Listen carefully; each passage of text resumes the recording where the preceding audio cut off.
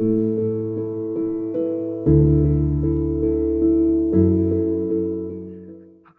right. Yeah, let's go ahead and get started.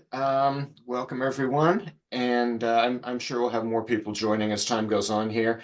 But welcome to Dataedo Talks today. Obviously, I am Richard, and I am Data Success Manager here at Dataedo. So I'm your guy with all things training and product use. So anytime you have questions, of course, you're welcome to send those off to me. Um, we're happy to have Pyotr Kononov here today, founder and CEO. So he'll be watching to make sure I don't say anything that's incorrect. Chase is here. If you want to say hello, Chase. Hey guys, good to see everyone. And we have Samuel and Hubert from the engineering team here to help us with any potential questions that I don't know the answers to. So they'll be a good resource here as well. So again, welcome to everybody. For those of you who may be new to this type of meeting, the Dataedo Talks meeting, what we do here is get together as a community and do a couple of things. The first thing we do on the agenda normally is a tip. We'll give you a tip on how to use Dataedo, something that maybe people didn't know. So we'll do that first, and then we'll have a chance for everybody to introduce yourself to each other, and that'll just be a very brief introduction. So that's where you all, as participants, can get to know each other a little better and participate in the community. And then we'll have a short discussion where I'll talk a little bit about today. It'll be about custom fields. And then I would really like for everybody to participate in that and talk about how you all are using custom fields creatively. So the idea here is to be interactive and get value from the group. So I won't be the only one contributing here. And then towards the end, we'll have a sneak peek into upcoming features or feature coming into Dataedo very soon. Of course, if you have questions at any time, you are welcome to raise your hand and ask your question. Just break in, interrupt me if you want. If I'm going too fast and you need me to slow down, or if you need a clarification, feel free to break in. Or of course, you can type your question into the chat there, and we'll get to those questions when it's appropriate, whether it's during the discussion or towards the end if there's a different kind of question that's not pertinent to what we're actually talking about. So you're welcome to put any type of questions that you want there. And Chase, if you would please watch that chat panel for me, because obviously when I'm sharing screen, I can't see the chat. So You if got you it. would watch that for me, I'd appreciate it. And again, feel free to break in. Any of you can, turn on your microphone and ask a question and whatever. This is an informal get together, so we're happy to have all participation. So today, as you saw in the announcement today, the tip is going to be about documenting transformations in your lineage. So to get that started, I am going to share my screen. And you should be able to see my screen now. Let me know if you can't. All right. So the scenario here is like this. I'm gonna set up a scenario and then show what we do with it. So typically in a data lineage, you're going to see data that is flowing from one object to another, just straight passage of data from one column in one table to a column in another table. May or may not have the same column name, of course, but it's just straight transfer of data. But what happens when you have a transformation? You can represent the transformation in the lineage, but how do you know what's actually happening? So for example, right here, this is an obvious, easy example where we're taking two columns in this inflow table, first name and last name, and we're concatenating them in the outflow table as a full name column. So there is a transformation. This example is very simple. Other times you may have, very complex transformations that are happening, particularly when you're moving data into a data mart or into a data set for reporting. You may have all sorts of aggregations and calculations there. So you want to document those. The way you do that is actually done in Dataedo Desktop. So I'll pop over there, and we're going to go and look at that same scenario I was just looking at. So right here are those same procedures, and right there's the concatenation procedure that does that work. We look at the lineage again. You're going to recognize this. It's that same procedure we were just looking at, where we're taking first name and last name, concatenating them. Documentation of that happens right here on the column mapping definition tab. And you can see I put the concatenation there in the transformation column. There's also a description field where you could put a description when appropriate. So you could use either one of these as appropriate for your situation. You just describe what's happening here. Notice in this case, it is a concatenation, so we have a row for the first name as input and a row for last name as input. And so I put that concatenation transformation code or statement into both of those columns. So there will be a lot of times when you will be getting your let me find an example here. You'll be getting your lineage created automatically. And in those cases, there will be something here created automatically often. And, if you're not supposed to edit it, it will tell you, do not edit this. Don't change anything here, because this was created automatically and you should not be changing it. And yes, if there are transformations that can be documented from the sources automatically and put into this transformation column, that will help as well. This is direct column right here. This is helpful to know what is happening with the data here. So a check mark means, yes, this is a direct transfer from this input column to this output column, destination column. If this is blank, it means no, it's not. Something is happening there. And if it's unknown, there will be a dash in there, just like I had. Move back like this. That's not documented, so the dash means it's unknown whether it's direct or not. It's basically a null in that column.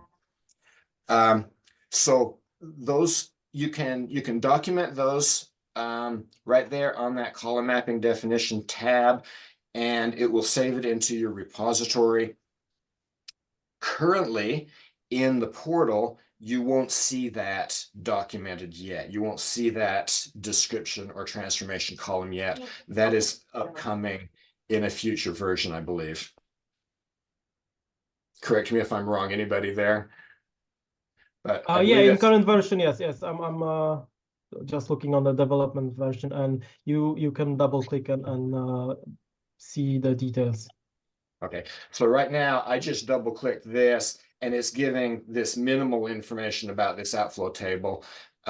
Same thing here, it gives the minimal information, but in a future version, there will be much more information here, including that ability to know what the transformation was and what the description of that flow for that column is. So upcoming, but for right now, you can go ahead and begin with that documentation and getting that information in there so that it will be available when that new version releases. Any questions about that idea of documenting column transformations in your lineage? All right, good. A comment on the definition you just shown and this functionality. We are currently migrating it to the web, and in 5-6 months or so, it will be available in web. Perfect.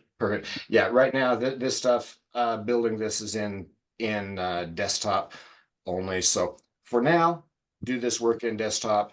As Piotr says, in the future, that will be available in the web for doing all that lineage work. Okay, so for the discussion today, actually start sharing again. Going to talk about. Oh, I see chat. Do we have anything in chat that we need to say before I start this? Yeah, there was a quick question from Derek of why am I not seeing business domains in web version, but only in the desktop version? And The license. You have to connect, get the account token from our Dataedo account, and then set it up in system settings. Yeah, it's that token. Where is it? Right there. Yeah, you have to put in your token and your account ID right there in user management or in system management. Yeah, Right there. because we introduced checking licenses in web. It wasn't available before, so we're not checking the access to the web yet, but just for some core functionalities. So the business domains are one of those. Good. More questions? We said okay, thanks. Yeah, we Okay. Thanks, Derek. Okay, thank you. All right. So today, let's talk about custom fields. I'm gonna briefly talk about custom fields first, and then invite you again to share, creative ways that you all are using custom fields. The idea behind custom fields is you can create these to represent or present other attributes about data, other metadata attributes about data that aren't natively ingested or created here in Dataedo. So to do this, you in desktop, you go to settings, and over here on the left, you have this custom fields option. This opens a controller where you define custom fields. There's a lot here, so just kind of briefly go through this. The first thing that I like to say is you as editors can create these. If you're on a current Dataedo subscription, you have 100 custom fields available to you. So basically unlimited. You can work with these and do a lot with them. And I'll talk about some of these that I've already got defined in my system here. But before I do, I want to bring your attention down here to the very bottom of this screen, where it has some suggested custom fields. And you can select from among these to pick up custom fields that the company has predefined and made available to you. Let's see what we've got here. See if we've got a good example. Something I could bring in. You can just choose from these things like a data custodian or a data steward. There's all sorts of them here that are predefined. One that was predefined that I brought in was this author right there. That was a predefined custom field I brought in. And once you get it in here, you can edit it if you need to. For example, if you wanted to change the type, and I'll talk more about types here in a minute. If you wanted to change the visibility, you can do that. So it's not set in stone what you import. This is just a starting point that you can then edit if you want to. So the other way you can create these, of course, is just create one from scratch for yourself. And I'm gonna do one here and talk about it as I go. So I'm going to create a custom field that is going to be called a description source. In other words, where did the description that you are displaying come from? And I'm going to define this First off, I'm going to say, what is it? And I'm going to say that it is an open drop-down list. In other words, I will predefine a bunch of values that are acceptable in here, but leave it open so that you can put people can put others in there as well. So you just put in the values that you want, you separate them with commas. Right here, you do want to define what class of custom field it is. So I'm going to say that's other. There's lots of choices here, descriptions and classification, domain, whatever. You can define what type of custom field it is. Descriptions are common, and so on. Roles, is it a data steward, a subject matter expert, owner, things like that would go into role, and so on. But I'm going to choose other there. And then you decide where you want this custom field to be visible. Which objects do you want to apply it to? So in the case of this one, since it's a description source, I'm going to choose to put it on tables and views, and columns. You could also put it on like documentation or domains, other places if you wanted. I'm just going to keep it on these two for now. Click OK. And then description, if you want, you can put a description here. This is visible only to the editors. So it's basically helping your editors understand how to use that custom field. So kind of metadata about metadata. We're going a step farther there. So we click OK. There's our new field right there. Now let's go and see what that looks like. If I go to a table, let's choose a table over here, something like person. There it is. Okay, so go back here. There we are. So there's the custom field right there. Right there, sorry, description source. And we did make it a drop-down list. So we have all of those choices that are possible values there. So let's say it came from the subject matter expert. The subject matter expert wrote and approved this source. So that gives you information about that. Other possibilities that I identified were it might come from a governance authority, might come from the internet, it might come from an engineer who developed that table in the first place. You might have generated it from an AI source, or you might just not know where it came from. That's possible too. Or since this is an open description, an open drop down, you could enter your own term there as needed. So that helps you to understand better where this is coming from. So it does show up for tables, as I pointed out. It also shows up all the way there, description source, right there on the columns. So again, I could choose where did that column description come from. So the whole point here is adding more value to the metadata, more knowledge, more in-depth knowledge about your data sources. Going back to custom fields over here, just talking about some other examples that I've used sometimes. There we go.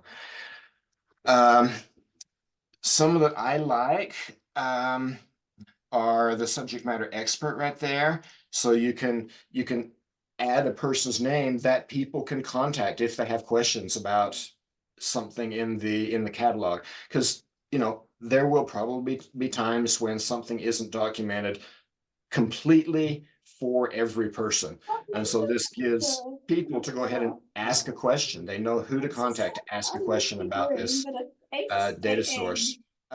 Author, I mentioned right there.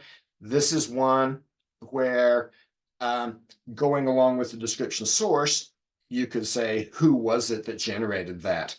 And in this case, we did make it an open drop down right there. So it can be various names. Notice we did not put any values in that. So the very first time somebody goes in there, it's going to be blank when they click that open. And they just type in the name of who provided that description. And then as time goes on, that list will be built up with values as people enter them. So that's a very nice field there. You can also, Richard, you can also select type of the type user, and then it will be a list of Dataedo users. So Yep. in the type, Yep. right? I'm not sure if you mentioned that. So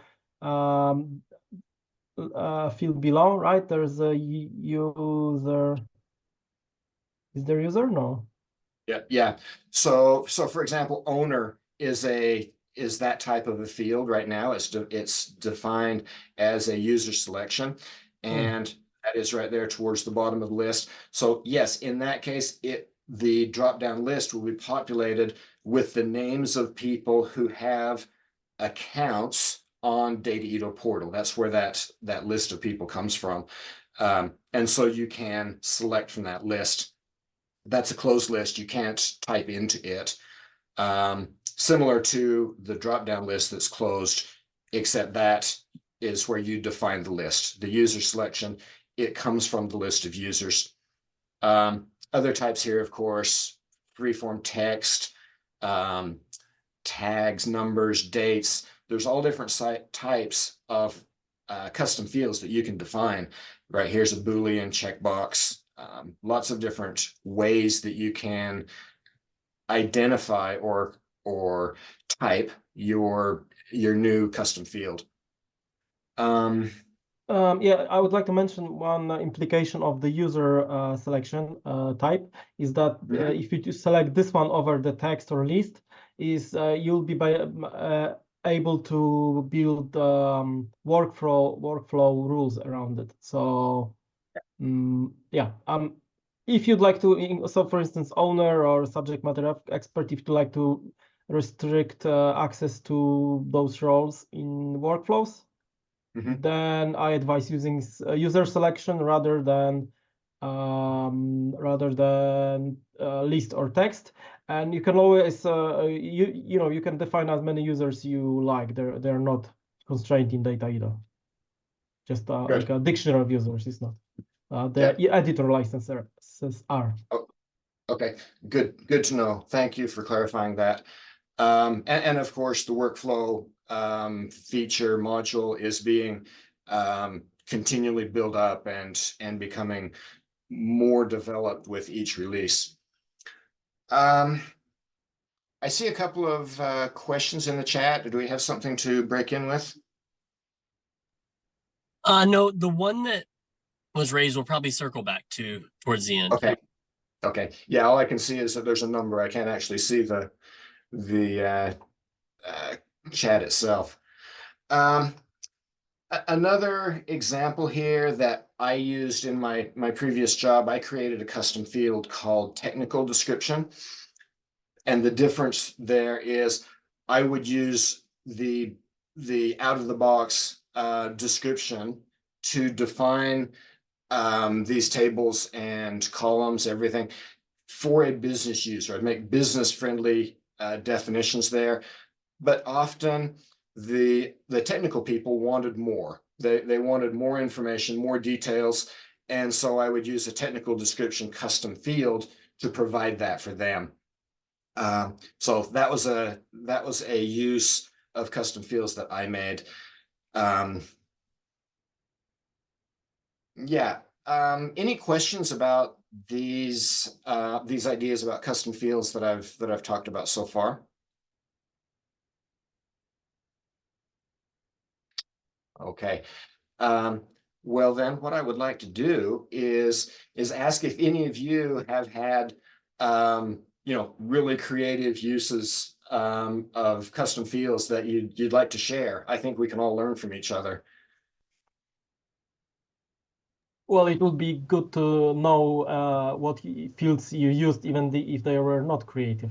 Yeah, not so very creative probably, but we we put in the numbers of the user stories in the custom fields.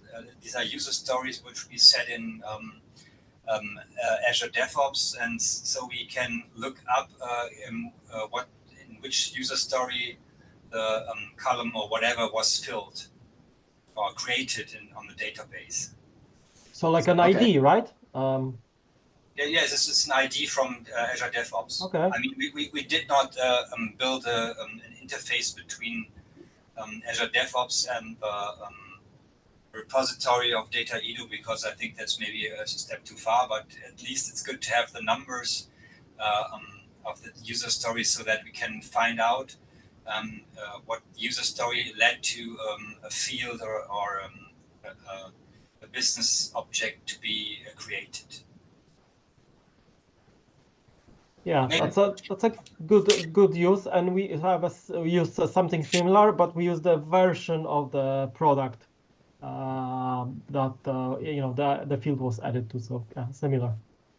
Okay, maybe it was creative enough then. It was actually. Okay, thank you. Who else has a custom field use to share? I guess I can share mine. So I have a couple of custom fields created.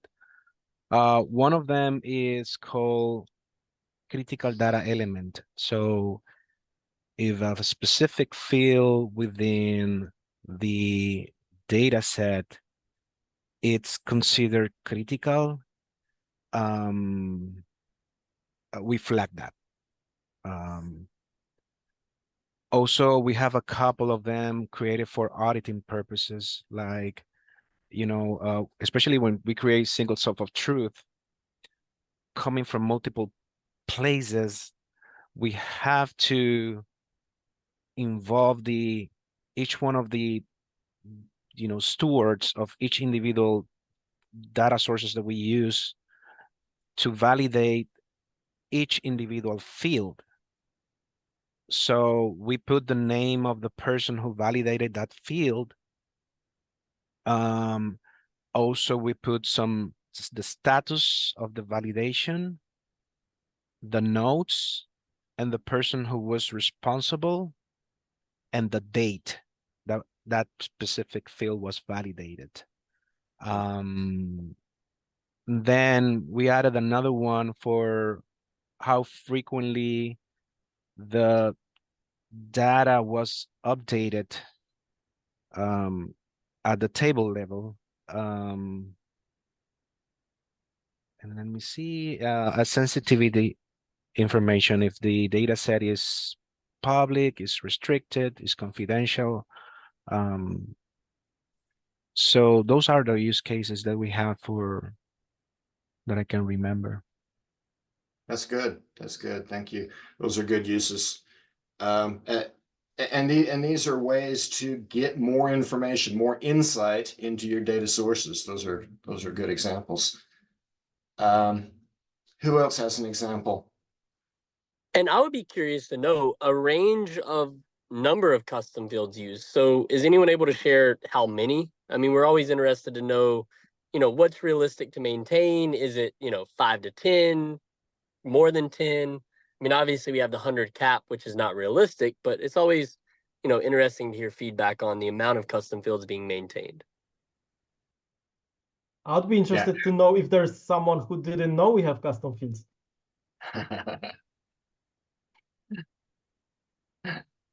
Good questions. Know the number, but I know that we added a custom field for putting in the URL. So if one of our data partners has a public facing data dictionary, so kind of where our source of truth came from, then we've put in that URL to where that document came from, or to where they have it documented. Yeah, that's good. I have heard of some customers who will do a similar thing there, where they say what external data source they're using.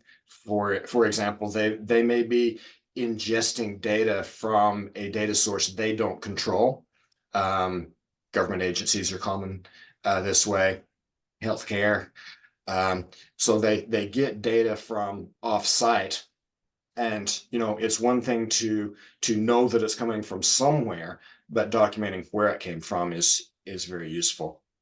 So yeah, that's a good use. One that I have used a lot in the past, and it's becoming obsolete, but I have used it in the past, that is term status. And I would use this with my glossary terms to track, is it proposed? Is it in review? Is it, in definition? Is it accepted? Is it rejected, obsolete?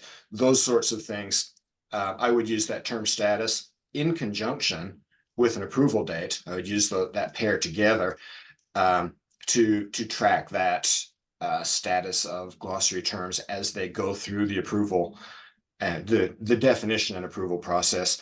Of course, that's becoming obsolete now with the workflows feature coming in. So this is not as useful as it used to be, but it's one that I used to use to keep track of what the status is of the term. And the applicability of that was when someone sees a term in a report, they can look at the date of the report and the approval date of the term or not, or the approval status of it, and understand, whether or not that term was used correctly or should have been used correctly, or if it was before the definition and the approval date, maybe it had a different interpretation. So it helps them put context around the use of those terms in their reporting.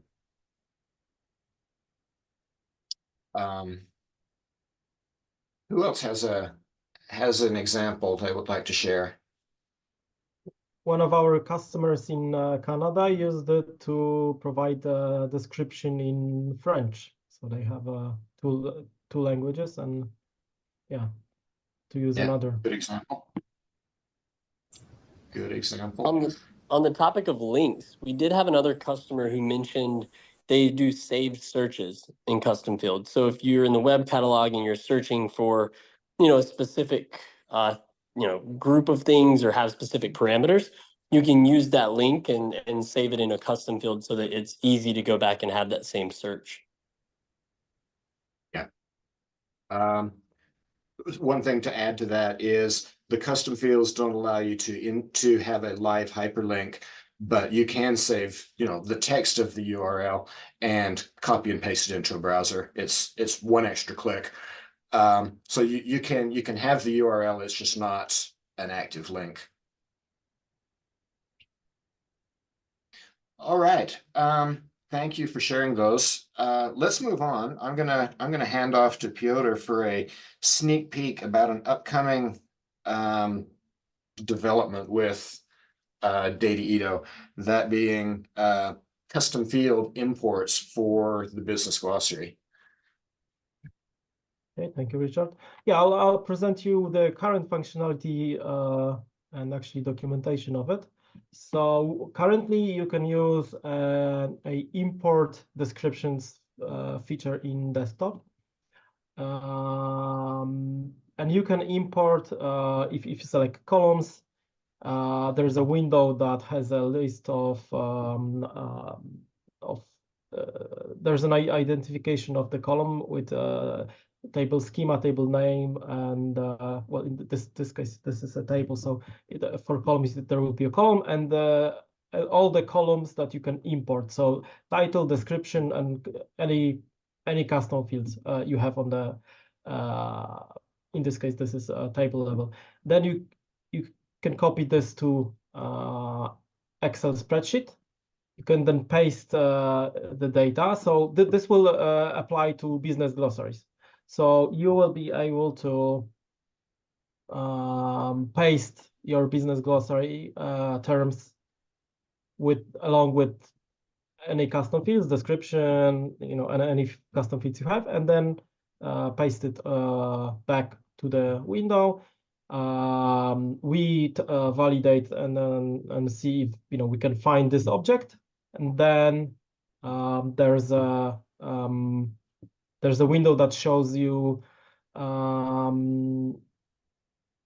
if the value was changed, if it's a new value, or would it be deleted, then you can use those checkboxes to define which particular field or which particular glossary term will be overwritten, deleted, or updated. You can select to ignore, right? This is like a difference diff report, right? So you can see what's changed. And yeah, so over here, I think that's the same color codes show you what's new, what is being removed and what's updated. Here's just a summary. And then this is for columns, similar. And then when you save, this will be updated. The history will be preserved, right? So we'll see that at this particular date, you or the user that saved changed those fields, right? So this allows you to update all the definitions and custom fields for business terms. The functionality I'm showing you right now applies to tables and columns, so you can use it right now. It's already in the product, and we're adding the business glossary requested feature. This will be in desktop. We are currently moving majority of the functionalities to the web application. This one will add to the desktop.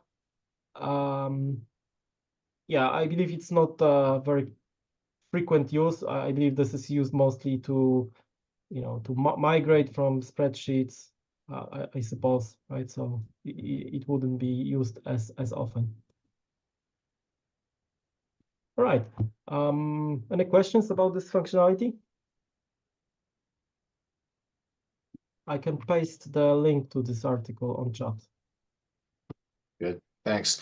I'll just add one more comment to that, and that is in desktop, we currently have this ability to import, to bulk load, I should say, terms and definitions into Dataedo using the desktop for the business glossary. It doesn't include the custom fields yet, as Piotr mentioned, but it will, and it will operate like this. So that's what that new functionality is being able to do custom fields along with the terms and definitions, or adding them to existing terms and definitions. Right. Is there Thank you is there anything else you were missing regarding imports to Dataedo? Is there, because we'll have the descriptions for tables and columns and glossaries. Is there anything else you were missing?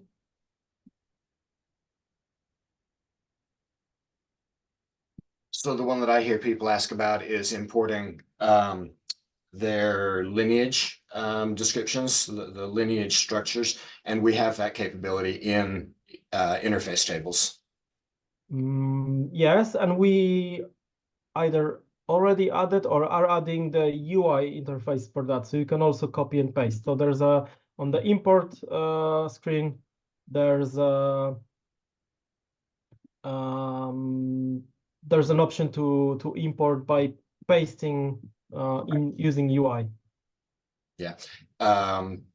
When you're in desktop and you go to that connector where you define connections, you use the paste metadata choice for that. Good. Thank you for that. Do we have comments in the chat? Let's see. No, not related specifically to this topic, but we're heavy users of Power BI in organization, and I'm really fascinated about the way that you guys have been able to, create the lineage and all that information that you're gathering from the Power BI service. I'm wondering, I noticed that certain functionalities are limited to when people upload PBIX reports into the service, but not necessarily to data flows created on the service. And I'm talking about the lineage information and all that. Is there any, plans to include data flows in as part of the Definitely. information gathering? Yeah, absolutely. We're, Power BI is one of our top connectors, and we are adding new functionalities every release. I was under the impression that we already import the data flows. If they're not, then we'll have to look into that. But yeah, definitely, we are importing data flows in Tableau, so that's maybe Yeah, it would so Yeah. yeah. maybe we could have a separate meeting and you could show us what's important. We'll check what the connector supports right now before, and Sure, definitely something we'd like to add. sure. Yeah, you're welcome to reach out to me to coordinate scheduling that meeting if you'd like to. Okay, good. Well, we're nearly to the top of the hour, so thank you all for attending and participating today. Hopefully everything is was useful. This meeting obviously is recorded and it will be available on the website here in a few days. So we'll be sure everybody has access to this. Yeah, and another thing, guys, we'll be doing these sessions, I believe, every other week. So where we'll hop in and have conversations, brainstorm together, and share more of what we're doing internally. And just trying to build a small community of people that, we as an organization with Dataedo are limited to our knowledge. So it's always good to have you help one another, give ideas to one another, and form some sort of community out of this, as I know a lot of you run into the same problems. So again, we appreciate you guys joining, and hopefully we'll have you in on other sessions in the future. Yeah, and if you have suggestions for these sessions, if you have topics you'd like to hear about, be sure and let us know. That'd be great. All right. Thank you all. Have a good day. Thank you. Yeah, you too. Excellent.